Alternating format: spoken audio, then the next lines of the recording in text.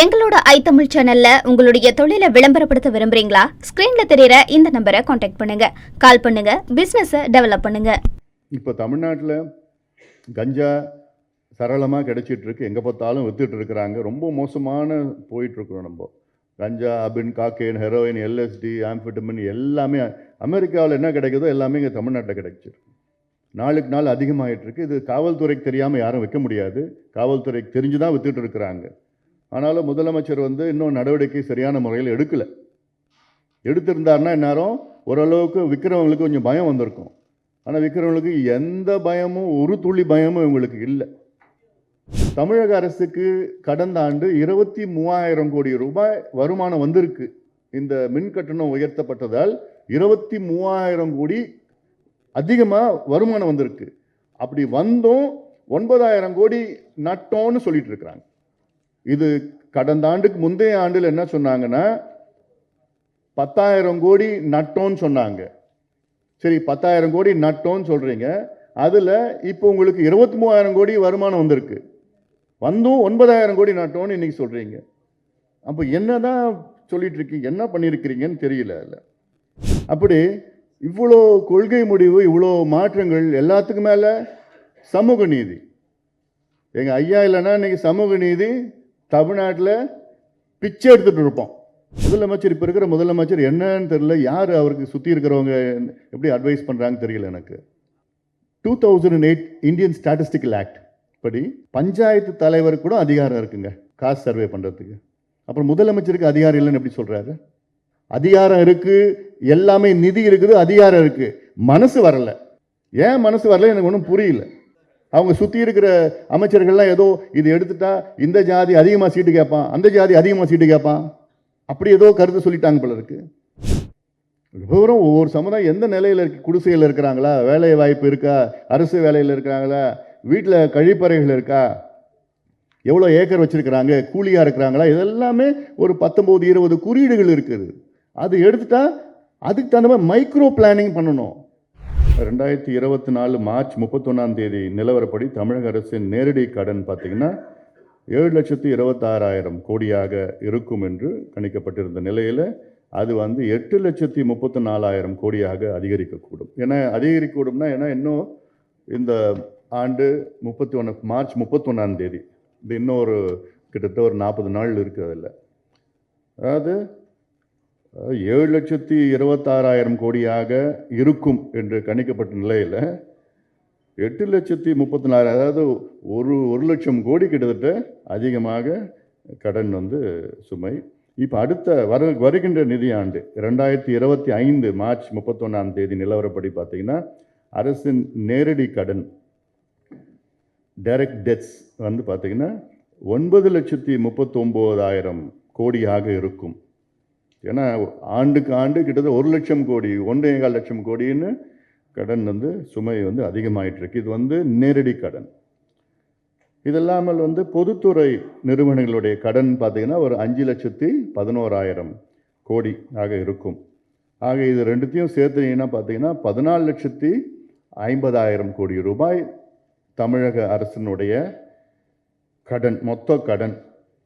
இப்படி 14,5 லட்சம் கோடி ஒரு மாநிலம் கடன் சுமையில் இருந்ததுன்னா எந்த அளவுக்கு, எப்படி வளர்ச்சி பெறும், என்ன வளர்ச்சி திட்டங்கள் இவங்களால கொடுக்க முடியும்? நிச்சயமாக முடியாது. கஞ்சா உள்ளிட்ட போதைப் பொருட்கள் ஒழிக்க காவல்துறை தனி பிரிவு தொடக்கம். இப்போ தமிழ்நாட்டில் கஞ்சா சரளமாக கிடைச்சிட்டு இருக்கு, எங்கே பார்த்தாலும் வித்துட்டு இருக்கிறாங்க. ரொம்ப மோசமான போயிட்டுருக்குறோம் நம்ம. கஞ்சா, அபின், காக்கேன், ஹெரோயின், எல்எஸ்டி, ஆம்ஃபெட்டமின் எல்லாமே அமெரிக்காவில் என்ன கிடைக்குதோ எல்லாமே இங்கே தமிழ்நாட்டில் கிடைச்சிருக்கு. நாளுக்கு நாள் அதிகமாகிட்டு இருக்கு. இது காவல்துறைக்கு தெரியாமல் யாரும் வைக்க முடியாது. காவல்துறைக்கு தெரிஞ்சு தான் வித்துட்டு இருக்கிறாங்க. ஆனாலும் முதலமைச்சர் இன்னும் நடவடிக்கை சரியான முறையில் எடுக்கலை. எடுத்திருந்தாருன்னா இந்நேரம் ஓரளவுக்கு விற்கிறவங்களுக்கு கொஞ்சம் பயம் வந்திருக்கும். ஆனால் விற்கிறவங்களுக்கு எந்த பயமும், ஒரு துளி பயமும் இவங்களுக்கு இல்லை. தைரியமாக வித்துட்டு இருக்கிறாங்க. ஏன்னா அப்படி பிடிச்சாங்கன்னா கூட 15 நாளில் வெளியில் வந்துடலாம், அந்த நம்பிக்கையில் தான் இருக்கிறாங்க அவங்க. அதனால் இது கடுமையான ஒரு பிரிவு, தனிப்பிரிவு தொடங்கும். ஏன் இப்போ தமிழ்நாடு அரசுக்கு ஏன் அதிக மின்துறை நட்டத்தில் போயிட்டு இருக்குன்னு சொல்லிட்டு இருக்காங்க. இப்போ கடந்த ஆண்டு பார்த்தீங்கன்னா 2 முறை மின் கட்டணத்தில் உயர்த்திருக்கிறாங்க. ரெண்டுமே டொமஸ்டிக்கும் கமர்ஷியல் ரெண்டுமே உயர்த்திருக்கிறாங்க. அதில் அது இல்லாமல் பீக் டேரிஃப்னு ஒன்று சொல்லியிருக்கிறாங்க. இந்த பீக் டேரிஃப்னால பார்த்தீங்கன்னா பல ஆயிரக்கணக்கான சிறு குறு தொழிற்சாலைகள் மூடியிருக்காங்க. அதனால் கட்ட முடியாமல் பண்ணியிருக்கிறாங்க. அதில் அப்படி ஆகியும் தமிழக அரசுக்கு கடந்த ஆண்டு 23,000 கோடி ரூபாய் வருமானம் வந்திருக்கு. இந்த மின் கட்டணம் உயர்த்தப்பட்டதால் 23,000 கோடி அதிகமாக வருமானம் வந்திருக்கு. அப்படி வந்தும் 9,000 கோடி நட்டோன்னு சொல்லிட்டு இருக்கிறாங்க. இது கடந்த ஆண்டுக்கு முந்தைய ஆண்டில் என்ன சொன்னாங்கன்னா 10,000 கோடி நட்டோன்னு சொன்னாங்க. சரி, 10,000 கோடி நட்டோன்னு சொல்றீங்க. அதில் இப்போ உங்களுக்கு 23,000 கோடி வருமானம் வந்திருக்கு. வந்தும் 9,000 கோடி நட்டோன்னு இன்னைக்கு சொல்றீங்க. அப்போ என்னதான் சொல்லிட்டு இருக்கீங்க, என்ன பண்ணியிருக்கிறீங்கன்னு தெரியல. இல்லை, சமச்சீர் கல்வி அப்படின்னு ஒரு வார்த்தை சொன்னது பாட்டாளி மக்கள் கட்சி தான். காலநிலை மாற்றம்னா எந்த கட்சியாவது பேசுகிறாங்களா? குளோபல் வார்மிங், கிளைமேட் சேஞ்சுனா யாராவது தெரியுதா? அதை பற்றி பேசுகிறாங்களா? அதனுடைய விளைவுகள் என்னன்னு 20-30 ஆண்டுகளாக சொல்லி வருகிறோம். புகையிலை பொருட்கள் எதிர்த்து இன்னைக்கு சட்டங்கள் எல்லாம் கொண்டு வந்திருக்கிறோம். இதெல்லாம் வேற யாரும் செஞ்சிருக்க முடியாது. எல்லாம் அப்படி இவ்வளோ கொள்கை முடிவு, இவ்வளோ மாற்றங்கள், எல்லாத்துக்கும் மேலே சமூக நீதி. எங்கள் ஐயா இல்லைன்னா இன்னைக்கு சமூக நீதி தமிழ்நாட்டில் பிச்சை எடுத்துட்டு இருப்போம்.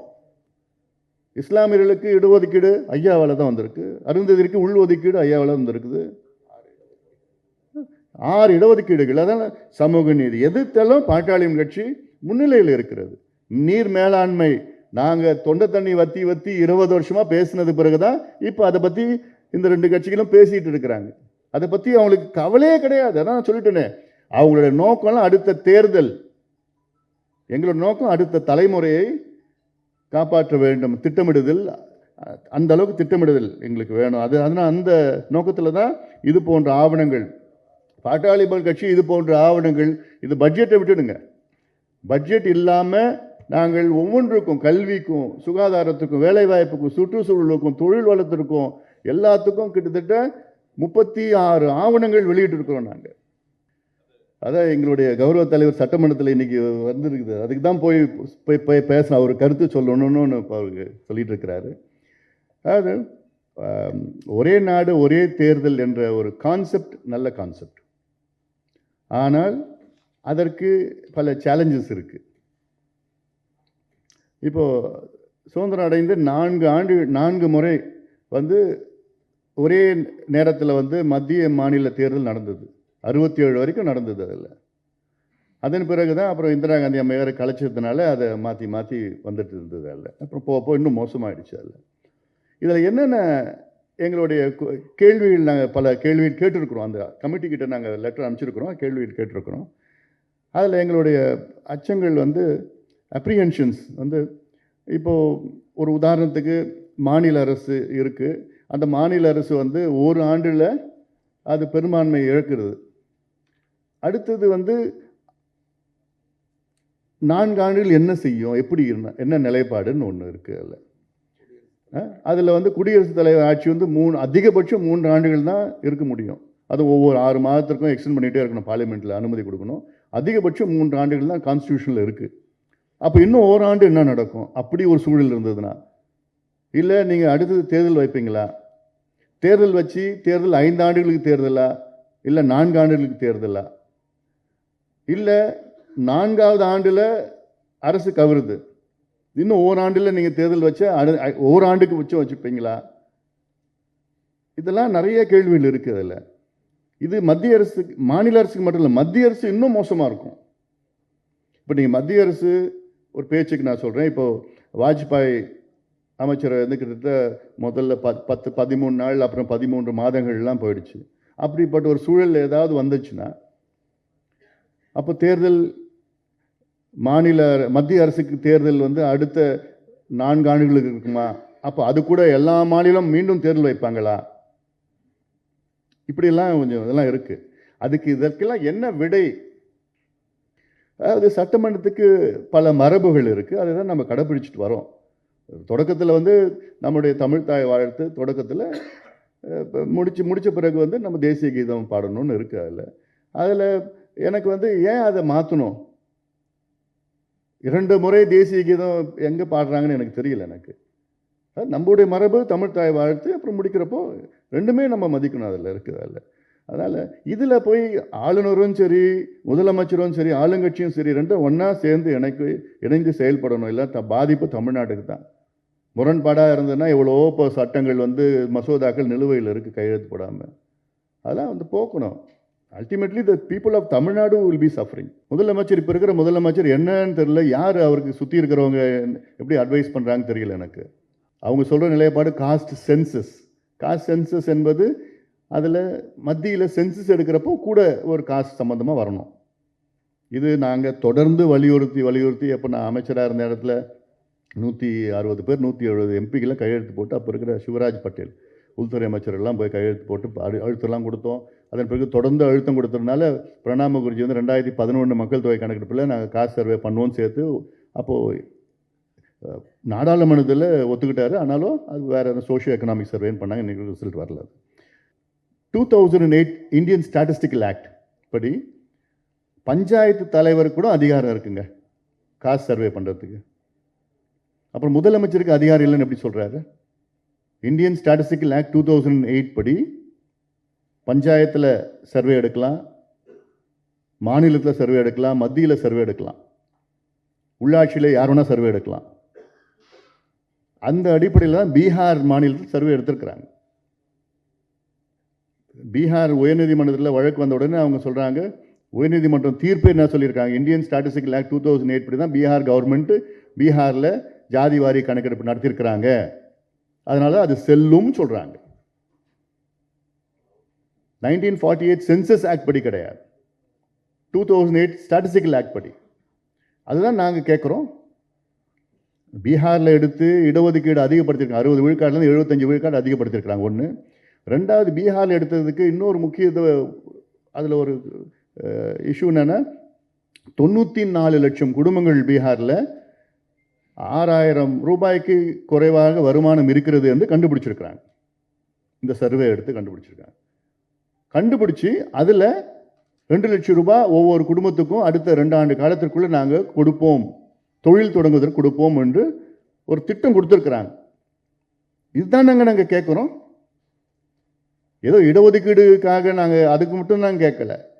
தமிழ்நாட்டின் வளர்ச்சி பெற வேண்டும் என்றால் தமிழ்நாட்டினுடைய நிலைப்பாடு எப்படி இருக்குது, நிலவரம் எப்படி இருக்குது. கடைசியாக 1931 தான் வெள்ளையர்கள் கணக்கெடுப்பு நடத்தினாங்க, ஜாதிவாரி கணக்கெடுப்பு. கிட்டத்தட்ட 93 ஆண்டுகள் ஆகிறது. 93 ஆண்டுகளுக்கு முன்பு நடந்த கணக்கெடுப்படி தான் நீங்கள் இடஒதுக்கீடு கொடுக்குறீங்க. அப்போ இன்னைக்கு நிலவரம் என்னன்னு தெரிஞ்சுக்கிறது உங்களுக்கு ஆர்வம் இல்லையா, அக்கறை இல்லையா உங்களுக்கு? 93 ஆண்டுகளாக நமக்கு அதுக்கு முன்பு கணக்கெடுப்பு நடத்தினாங்க. இடஒதுக்கீடு இந்தியாவில் கிட்டத்தட்ட 90 ஆண்டுகளுக்கு முன்பு வந்திருக்கு.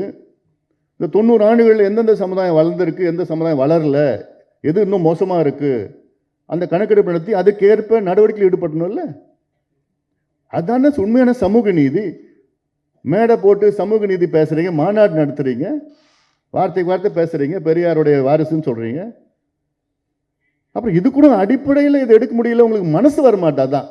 அதிகாரம் இருக்குது, எல்லாமே நிதி இருக்குது, அதிகாரம் இருக்குது, மனசு வரல. ஏன் மனசு வரல எனக்கு ஒன்றும் புரியல. அவங்க சுற்றி இருக்கிற அமைச்சர்கள்லாம் ஏதோ இது எடுத்துட்டா இந்த ஜாதி அதிகமாக சீட்டு கேட்பான், அந்த ஜாதி அதிகமாக சீட்டு கேட்பான், அப்படி ஏதோ கருத்து சொல்லிட்டாங்க போல இருக்கு. இது சீட்டுக்காக எல்லாம் எடுக்கிறது இல்லை. நாங்கள் எங்களுடைய முக்கியத்துவம் இது ஒவ்வொரு ஜாதியினுடைய தலை கணக்கு வேண்டாம், அந்த விவரமும் எங்களுக்கு வேண்டாம். விவரம் ஒவ்வொரு சமுதாயம் எந்த நிலையில் இருக்கு, குடிசையில் இருக்கிறாங்களா, வேலை வாய்ப்பு இருக்கா, அரசு வேலையில் இருக்கிறாங்களா, வீட்டில் கழிப்பறைகள் இருக்கா, எவ்வளோ ஏக்கர் வச்சுருக்கிறாங்க, கூலியாக இருக்கிறாங்களா, இதெல்லாமே ஒரு 19-20 குறியீடுகள் இருக்குது. அது எடுத்துட்டா அதுக்கு தகுந்த மாதிரி மைக்ரோ பிளானிங் பண்ணணும். எந்தெந்த மாவட்டத்தில் இவங்க இருக்கிறாங்களா, இவங்களுக்கு என்ன சிஸ்டம், நலத்திட்டங்கள் கொடுங்க, வெல்ஃபேர் ஸ்கீம்ஸ் கொடுங்க, இடஒதுக்கீடு அதிகப்படுத்துங்க, கல்வி அதிகமாக பண்ணுங்க. அதுதானே நம்ம முக்கியமான தேவை. தமிழ்நாடு வளர்ச்சிக்கு அதுதானே வேணும். சும்மா நீங்கள் முதலீட்டாளர் மாநாடு நடத்தினா வளர்ந்துருமா தமிழ்நாடு? வளர்ந்துருமா? $1 trillion எக்கானமின்னு சொன்னால் வளர்ந்துடுமா தமிழ்நாடு? இது முதல்ல எடுங்க. தமிழ்நாட்டினுடைய வளர்ச்சி வேண்டுமென்றால் முதலில் இது செய்யணும்.